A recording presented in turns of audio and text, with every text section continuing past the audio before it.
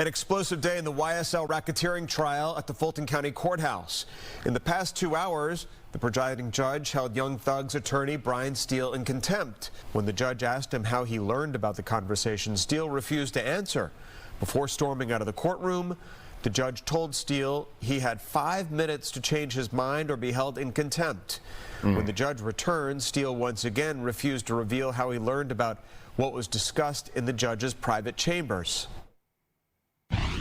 Sir, you're straying off the issue. He's stuttering. The issue is, how did you get this information? I don't know if you've been paying attention to what's going on in Fulton County, but something is happening in the courtroom that is just ridiculous. Every major high-profile case they have that is under District Attorney Fani Willis has some sort of corruption or flaw in it. Something's foul in the state of Georgia. Rapper Young Thug is on a RICO charge right now, and the judge is holding meetings with the prosecution and a star informant witness without the defense team, Young Thug's lawyer, being present, and all hell breaks loose. It's ridiculous. And now he's being thrown in jail for contempt of court. This is one of the longest trials in Georgia history, and it's about to be a mistrial, I believe. He told Chief Superior Court Judge Granville that he learned about a conversation between the judge, prosecutors, and witnesses, and Kenneth Copeland. Judge, listen, I'll do whatever you want. Before Steele left the courtroom, several other defense attorneys demanded a mistrial. Judge Granville denied all of those motions. And see, the main thing is the judge wants to know who gave Attorney Brian Steele, Young Thug's attorney, the information that they had a meeting without him. And instead of, determining whether or not this was a legal meeting to meet without, because you want to have both parties informed, the defense and the prosecution. You having meetings with the prosecution and a witness could be problematic, right? I'm no lawyer, but it seems like it would be. Right behind you. Sorry, I have a motion that I need to make outside the presence of Mr. Copeland. All right, you can make it right now. Is he out? Let me know when you get down to the... So what he's doing here is he's going to get it all on the record. Okay, good. All right. Yeah, come on down. Don't come in the courtroom. Come and get your license. Brian Steele right there.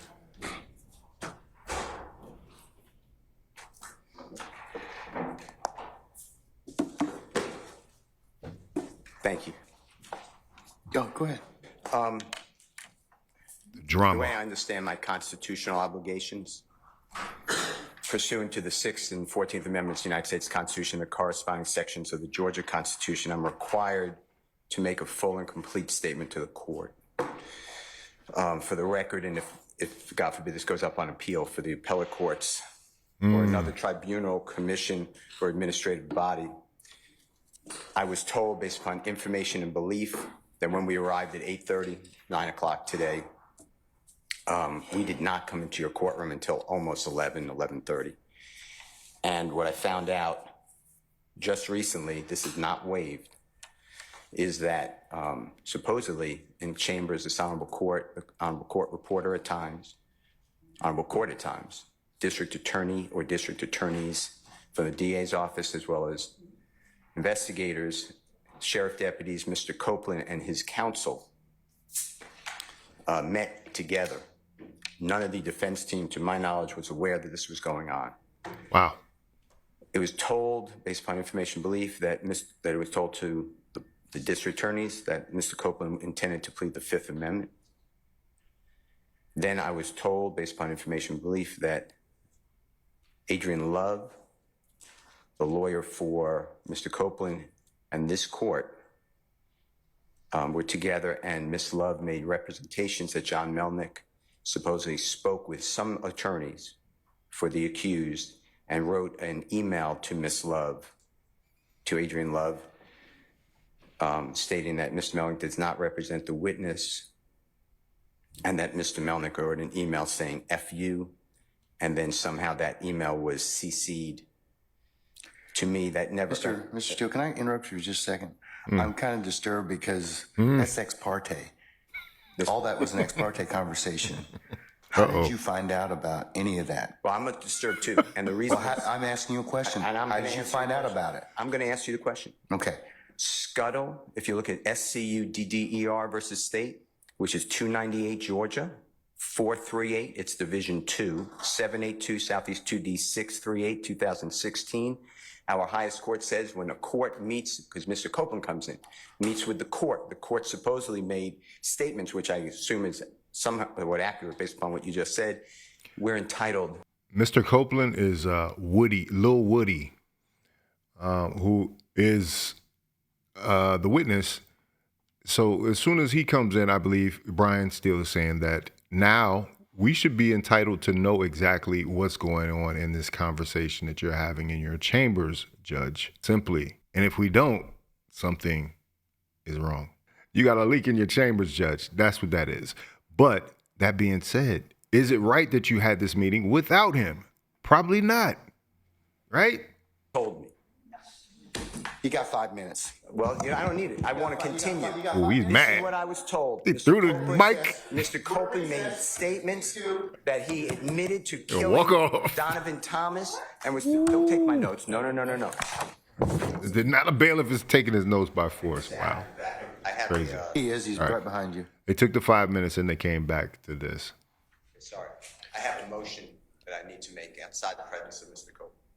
All right, you can make it right now. Is he out? Let me know when you get down to the, Is Mr. Copeland out? no, he's upstairs. Okay, good. All right. Yeah, come on down. Don't come in the courtroom, come and get your license. I recessed. I asked you, how did you get this information? And They're back it was now. not covered by work product. There's only one way you could have gotten it. So I'm going to ask you again. And I respect that, and it gives me no joy. But as you know, Georgia Rule of Professional Conduct, please check me. Rule 1.6, comment 5 reads, and this is what I have. 1.6. I know what the rule says, but here's the thing. Well, let me just. In order, you Interrupt. You need to please tell me who you got it from. I'm not asking you Please. the substance of anything as of Please yet, tell okay? me. But I need you to tell me how you got the information. If you don't tell me how you got the information, I'm going to hold you in contempt. I understand. I don't want to be held in contempt. And I don't want to hold you in contempt, but this is so sacrosanct to have a conversation. But if you don't know, everybody in Fulton County courts probably knows each other. They probably know each other outside of the courtroom, so the information could have come from anywhere. And Brian Steele is right. He's going to hold he's going to stick to his guns and not tell who gave him the information. But the fact that he has the information, the judge isn't denying that the meeting happened. In my chambers, parroted to you and others, it is that serious. Yeah. And that's why I raise it. It is that serious that we should have been there and it shouldn't have happened. Sir, that's a whole separate issue, and that's why ex parte conversations are recorded. Why would it be ex parte? You're acting like it's ex parte under seal. Ex parte. It's ex parte because that's what the state asked me to do. It's just like when you asked me for an ex parte conversation. I've never asked this honorable court or any court to meet with me and a witness. Right. Sir, That's the difference. Straying off the issue. I'm not. The issue is. No, that is the difference. Never had you. Yo, Brian is getting after him, man. It's the fact that the witness was in there is the difference. Having a meeting in chambers and then he comes out and pleads the fifth. Like, it's crazy. Oh, he is stuck. How did you get this information? I understand the issue. I promise you I understand it. But what I'm trying to ask you is if you look at comment 5, this is how I understand the law. You cannot you can't violate something and then use privilege. Okay? I'm not violating anything. Okay, but that's why I'm saying, how did you get for information? But just listen to what I'm trying to tell you. You're threatening me with contempt. The privilege in 1.6 would occur if you were in the right place, right time to begin with. You weren't. Let me tell you. I'm just reading from it. But if I'm reading it wrong, I'm not trying to. It says 1.6 applies not merely to matters communicated in confidence by the client, but also to all information gained in the professional relationship, whatever its source. So you're asking me to break, you're ordering me, maybe, you're asking me, I'm not saying you're ordering me, but to give you information, and you're saying it's not substance, but I'm telling you I can't do that under the bar rule. All right, well, I'm going to hold you in contempt. And you can think about it. 5 o'clock today, we'll see where you are at that stand on that point. Because that's no. This is Judge Granville, Judge Earl Granville. He's really perturbed by the fact that he has this information, but I think it's he's got reason. He's got reason to want that information. That's not what I understand the rule to be. I've not asked you sum and substance of what was said. I asked you how you got it. You can't do that. Yes, you can, because I have an idea how you got it. Ooh. I have an idea how you got an idea. That's improper, sir. Your idea may be wrong, and you're asking me It might be. Listen, I told you the first time. And I'm not going to breach that confidence. I don't want to hold you in contempt, but this is that serious. Judge, you cannot eavesdrop and get information that was not meant for you to hear at that particular point in time. Judge, listen, and listen, I'll do whatever you want till 5 o'clock or thereafter. But what I'm trying to tell you is, Your Honor, this is so serious to me. We need a hearing. I'm moving for a mistrial. It is my understanding, based upon information belief, from whom? Part of it. From whom? Well, I'd like to get the substance first, and then we can. Okay, well then you'll be in custody until then, because because you need to tell me how you got the information. I'm not asking you what was said. You've already kind of given us some snippets of what you said. That tells me that somebody parroted that information to you. So, but you're assuming something because I told you already. Well, then, other than if you were sitting, unless you were sitting in there with a recorder, or Miss Love, or Miss Hilton, or one of the deputies gave you that information, or Miss Weaver shot you a rough copy of the transcript, there's only one other person that's left. Well, Your Honor. And if that person gave you that information, or shared that information with you, she probably violated privilege. Well, let me tell you two things. One, I don't know how that is a privileged communication. Well, let's think about that. He just named off all the people that would be in there, but earlier he named everybody that was in there. And he said it couldn't have been this person, this person, this person, but it could have been this person. And if so it's a woman that he's saying this, is probably the one who let it be known. Not the court reporter, not the prosecution, but it's one other person. Got it. You can't do that. Yes, you can, because I have an idea how you got it. Well, your idea. I have an idea how you got it, but that's improper, sir. Your idea may be wrong, and you're asking me to. Listen, I told you the first time, and I'm not going to breach that confidence. I don't want to hold you in contempt, but this is that serious.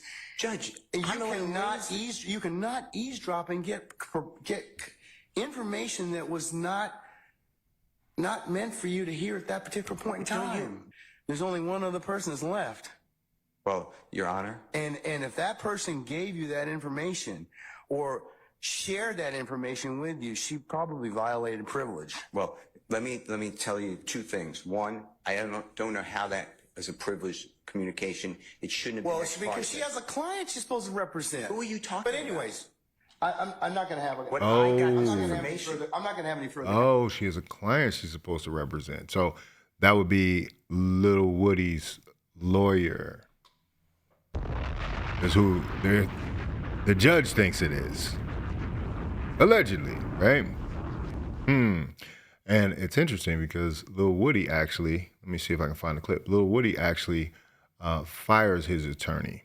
So let's see about that. Let me see if I can find some info. Before we call in our jury, it has been brought to the court's attention that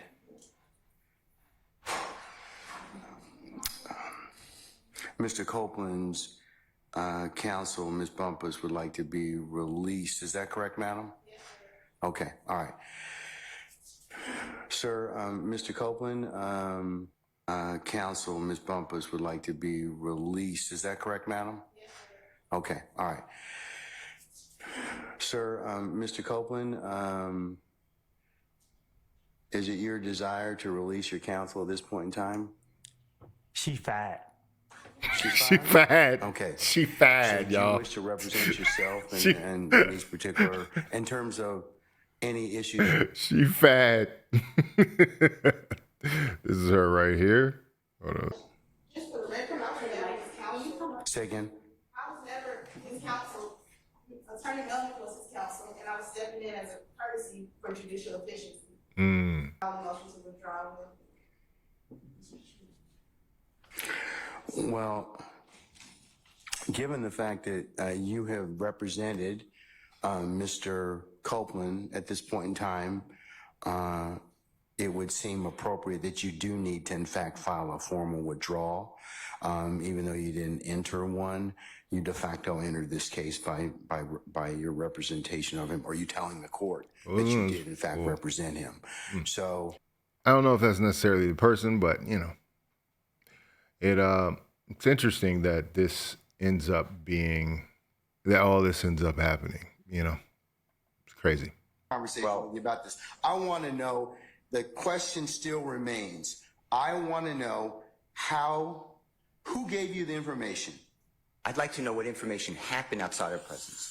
That's really it. He can go into custody at this point in time. I think that the court needs to again declare. Keeps knocking that mic around. I'm going to deny your motion. I'm going to deny your motion. I understand that you spoke with a witness mistrial. outside our presence. And whenever, yes, I had an ex parte conversation, which is appropriate. And you influenced the witness based upon information belief, and I'd like to have that all on the record. All right. I mean, I don't know why that's so hard to do. If nothing happened bad, that's fine. Yeah. But you're acting like, tell me who it is and don't talk about the substance. Why can't we have an issue that was outside our presence? It should not have been. Because you got some information that you shouldn't have gotten. Why? Well, we can. That's for another day. But why? Okay. Why that's for another day. In the first place, I didn't know about this stuff. That's for another day. So I raised it as soon as we found out about it. Well, I gave you the case I'm relying on. I assume you read it. If you didn't read it, you should read it. It's a material part, a critical part of the case. When a judge speaks with a witness outside the presence of the accused, the court has said it's right there in Division 2. That is a material or critical part of the case, and it's an automatic reversal. Mr. Steele, but you're acting like it's Mr. Steele, that automatic is not reversal. When that is not the case when somebody discloses information in a ex parte conversation that one of the parties lawfully asked me to hold. You're not supposed to have communication with a witness who's been sworn. You know that I'm not telling you. I'm just saying if you read I'm assuming you read it. That's what it says. And you did it supposedly. Does the state wish to be heard? You said it supposedly. Yes, Your Honor. And what I'm trying to get to is why did that happen outside our presence? And I need to have I'm respectfully requesting the transcript that you mentioned to be given to us so we could really understand it. And then anything that was not on the transcript, if anything, that we understand what happened outside our presence. Okay. And now you have put it where somehow I have to reveal, and I told you the first time. There's young thug in the back. 1.6, and I know you're assuming something. I don't think you're breaching 1.6. You can't hide behind 1.6. I'm not hiding behind anything. You can't hide behind. Yeah, but the thing is, I think you got this information. Somebody disclosed it to you, and that's the only way you could have gotten it. What I got. Because unless you're sitting there, you're eavesdropping. So you can't use something ordinarily that you had no business getting to begin with, and then stand on, well, hey, we didn't give you the information, or that a party didn't give you the information. So, Your Honor, but that's the issue, isn't it? well, Why aren't we well, entitled to the that needs to be told. But right now, we don't know Mr. Steele. why we were excluded from that. Mr. Steele, and I want that information because Just Mr. stop. Williams' constitutional right on the Georgia Constitution. Just stop at this point in time, because Article 1, because Section 1, paragraph you've 4. already said that. You've already The said Georgia that. Constitution, and we have the right to be present. All right, Mr. And we're not waiving anything. Yes, madam, Ms. Lowe. All right, Mr. Steele's in custody, and once he clears the area, Wow. we'll go ahead and get started. So he's holding him in contempt. If by that point means we'll get started, resume the trial, Your Honor. Took him we're out gonna of the continue. room. I'm not caught nothing. Young Thug's like, what? Participating in the trial without the stealing. You don't have that luxury at this point in time, sir. You don't. You don't. His backup lawyer You don't isn't have that prepared You don't have that luxury at this point in time. You don't. to represent Young Thug. Sir, you all are really getting yourselves cross purposes at this point in time. Sir, I'm telling you, you are at this point in time. You made some things out of nothing. I think that you're on very precarious ground at this point in time. So I'm telling you at this point in time, he's in custody. We're going to go ahead and start. You can represent Mr. Williams. That's okay. That's fine. I'll take up the other stuff as needed, but I'm not going to take it up right now. Man, this is Say terrible. again? Respectfully, I will not. I cannot. Sir, you have, well, you're going to have to do the best you can at this point in time, because you don't get to extort the court. That's what you're attempting to do at this point in time. Sir, yes, you are. What you're trying to do is, I'm not going forward if I don't get this. You know, it doesn't work that way, Mr. Adams. And I'm telling you at this point in time, I would just kind of govern yourself accordingly. Sir, I'm telling you, as the court, under these particular circumstances, everything will come out as it should. I don't think, sir, I don't have enough information at this point in time to address it. I don't. But I'm telling you at this point in time, there is nothing that was given, said, whatever, this morning that. So it's much ado about nothing. Accuracy to some of the information that we But sir, I don't even know. Your co-counsel won't even tell me who said whatever. Okay. He still wants to know. And the challenge I'm having in this particular circumstance is that is such a violation of the sacrosanctness of the court's chambers and an ex parte conversation. You're just glossing over that. You're glossing over that in its entirety. No. Mr. Williams' rights. It's not, sir. Sir. Is not That's not what happened. That's not what happened. That's not what happened. I'm just telling you, that's not what happened. Judge, respectfully, we are not obligated to simply accept that there's been no violation. We believe that there.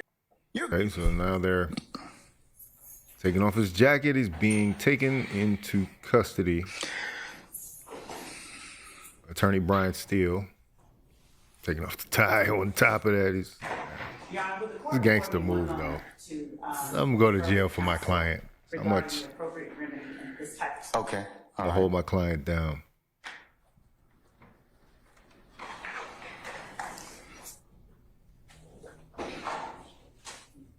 Take him out of the court. May I say one thing, Your Honor? Yes, sir. You certainly may. Get one more word in. Mr. Williams does not wish to go forward without me being here. You are removing me against his will, my will. You're taking away his right to counsel. And you're conducting material parts of this trial without me present, and I can't learn about it by watching online. So for that reason, additionally, I asked for a mistrial. And I assume you deny, but I'd like you to deny our motions for mistrial. You denied the other people. I've denied your motion, but I'll certainly take that under advisement, sir.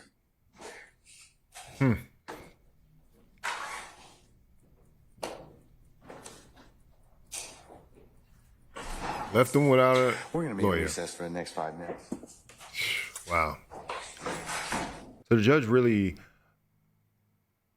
kind of committed to this contempt thing, and now it's really exposing his own failure, possibly, potentially, And so, in order for Brian Steele to represent himself, on the emergency hotline, he got a familiar face, Ashley Merchant, the president of the strike force that attorneys call when they're in a situation like this, when they're being held in contempt and they feel their rights are being violated. So she comes in. She's also one of the attorneys on the Trump trial that's also happening in Fulton County. So that's why you might know her as a familiar face. Do you have an attorney that's here for you, sir? Sure. Ashley Merchant is here. She's the president. Okay. All right. Well, we'll let Ms. Merchant in. That's fine. Ashley Merchant. Yeah, Ashley Merchant. Ashley Merchant, yes. Right, Ashley Merchant is present. All right. Ms. Merchant, good to see you as usual. I have told your client, you represent Mr. Steele, is that correct? Kind of floated in there. For the purposes of the contempt. I've entered the order. I've entered the contempt already. I'm entering the order. I'm about to enter the order. I've held him in contempt earlier from today's proceeding by him not telling me who it is he got this information from. I'm not asking him for any of the sum and substance of the communication. He's been disclosing that, however, and that's why I kind of want to know who told him that. So if he tells me who it is that disclosed that to him, he will be able to purge himself of that contempt, and he's done. But what are you going to do to that person is the question. You're gonna hold the lawyer in contempt, and you're gonna release the contempt if he gives up his source, and that source will be fired and their career will be ruined. Right. I mean, I guess that's a risk you take when you're giving up information, but it seems like they have every legal right to know what's going on if they're not present and you are speaking to a witness. Seems like witness tampering, That's the only thing I'm asking for at this point in time. If not, then as you well know, as a criminal contempt, there's no supersedeas bond, there's no appeal, and I'm going to put him in custody for this evening. And if he wishes to, which he can still purge if tonight Keith Adams emails me or you email me and tell me, well, it was X. So I'm going to give him as much flexibility to purge himself of this contempt. Only thing I want is, because of the way this information was disclosed, it is troubling to the court, and is since it was a ex parte communication. Understand. It was troubling. We won't get into the merits of everything else that Mr. Steele has proffered and everything else, but that's the only thing I'm trying to do at this point in time. So nope. I've asked your client for the last time if he would tell me who it is that disclosed that information. Judge, can you come up to the microphone? Sorry. Please. Where would you like this? Microphone, it'll pick up, madam. Thank you so much. Just for the record, Ashley Merchant. Which one? It'll turn green. Yeah, it'll turn green. Yes, ma'am. Is it on now? Yes. Okay, great. Thank you. Judge, just for the record, is it criminal contempt that you held him in? Yes, ma'am. Okay, and you said you had a hearing earlier today. And with criminal contempt, I told him what the contempt was, and that was he refused to tell, order of the court. If counsel, as you know, if the court orders you to do something and you don't, that's criminal contempt. So I've asked him several times, please just tell me who it is that told you. I didn't ask or inquire about anything that was said. I just want to know who it was. Okay. Because he's got too much detail of this particular alleged conversation for the court to be concerned about it. Alleged. So. And Judge, since it is a criminal contempt, he is entitled to due process. He's entitled to a hearing, entitled to an actual show cause, entitled to the allegations actually written, entitled to a witness list. We're entitled to present our own witness list. And notice of that. Criminal contempt is different. It is on the spot. So he's gotten the due process he's going to get. That's on the spot. I told him. Plus he's had I know you're a judge, but it doesn't sound like you got that 100%. She's kind of calling you out on what you're not understanding about the contempt. Sure, it's on the spot, but there's some procedures that he's definitely missing here. all day to tell me who it is that is it. So a little different, Ms. Merchant. I'm going to disagree with you, but well, and okay. Judge, just for the record, it's that's direct. So what you're holding him in is in direct criminal contempt. Yes. The issue with the direct criminal contempt is whether or not to actually hold a hearing now, whether or not it needs to be held immediately. And the problem is, if you hold him in direct criminal contempt, as you're saying that you did, you are a witness to that proceeding. And so it has to be referred to another judge. Doesn't require recusal. You actually have to sua sponte send it to another judge because you are a witness to the proceeding. Show me the case law that says that, Ms. Yes, Merchant. it is Henry McClarty. It's 152 Georgia App 399. And it says that is one of the cases. Also, two other cases, Henry Adams, 215 Georgia App 372. Well, 1 second. Give me the name of the first case again. Henry what? Do you want just the number, Judge? Yeah, I would. Thank you. 215. 215. Georgia App. Georgia App. 372. Okay. Also 215. Georgia App. 349. Okay. That's Adams and Hasty. All right. Let me take a look at those.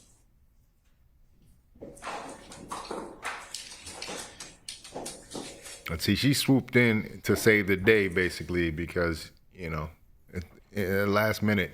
I think they were aware of what was going on, that he was held in contempt. Do you have anything a little more current than 1994? Hasty is 94. Unfortunately, contempt of attorneys is not a common proceeding, so most of the cases are a little bit older. And like I was saying, she's the president of GACTL, Georgia Association of Criminal Defense Lawyers.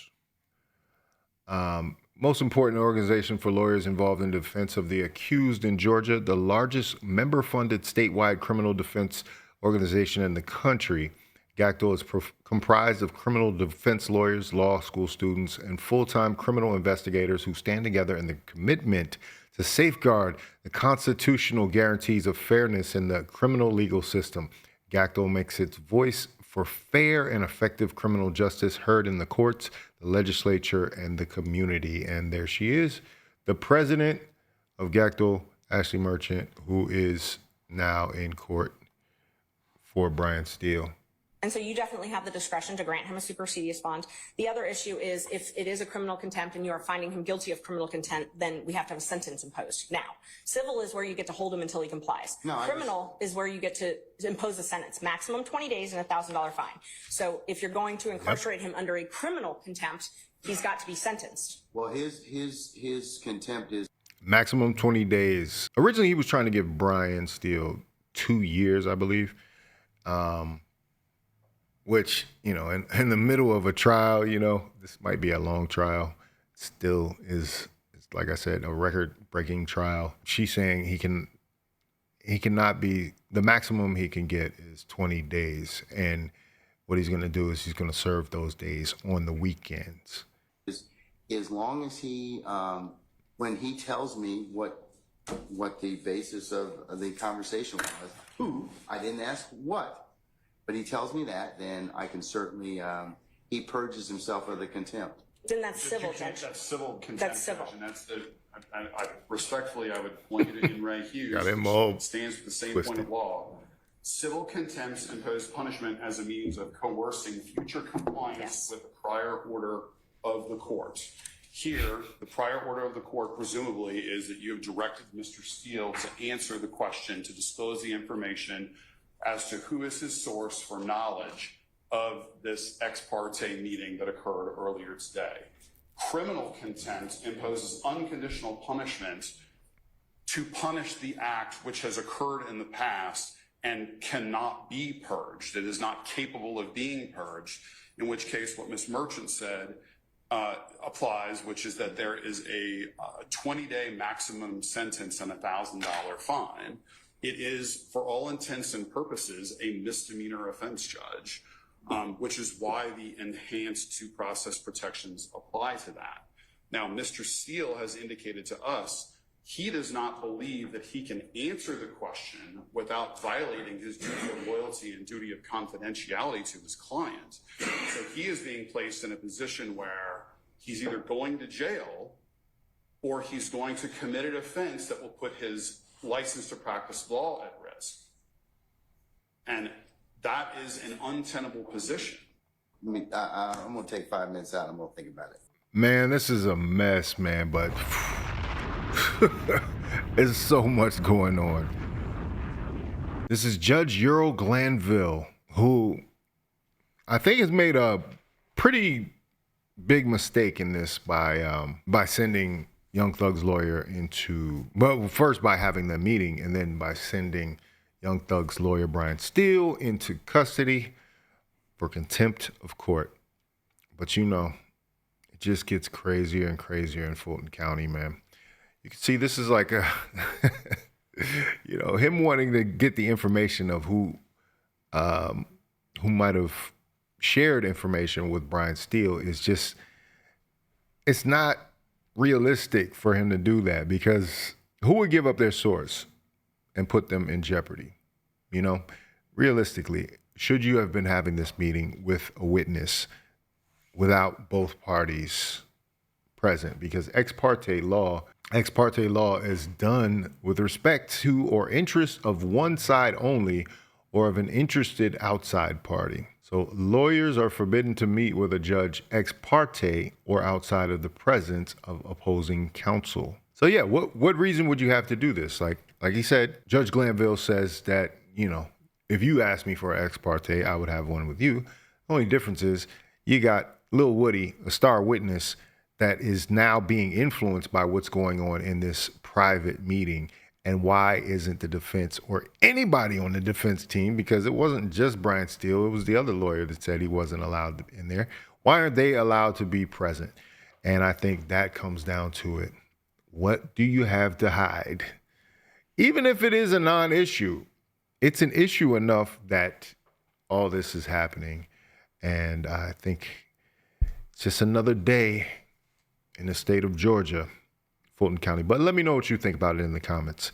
If you like this video, like, comment, subscribe, hit the bell notification for all uploads.